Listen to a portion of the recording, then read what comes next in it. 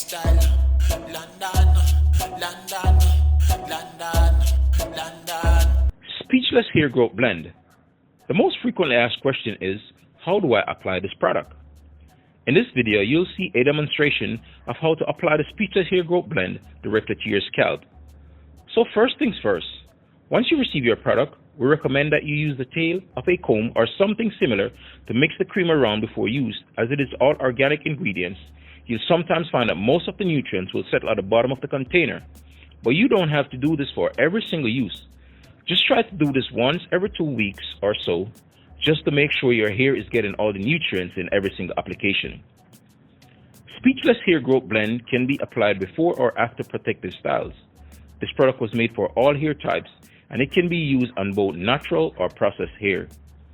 You'll only need to add a fingertip to the scalp as you go along, and as you can see, its creamy texture instantly dissolves into oil as soon as it touches the scalp. This is just a 50 milliliter container, as it is very effective. You'll only need to apply a tiny amount into scalp, and application is every 2 to 3 days, depending on how easily your scalp dries out. For those of you who have been following Kai's hair journey, you'll know that it's only been about 3 months since he started his hair journey from absolutely nothing, and now he's getting 6 braids done, which is really amazing. This product is truly working. It's magic. So anyways, after applying to the scalp, we recommend that you use hands and fingers to massage into scalp, making sure that the nutrients spread all over your scalp, and you don't need to add any of this product to the hair, as it is not a leave-in conditioner, and considering that it is very oily, we definitely recommend you add directly to your scalp only.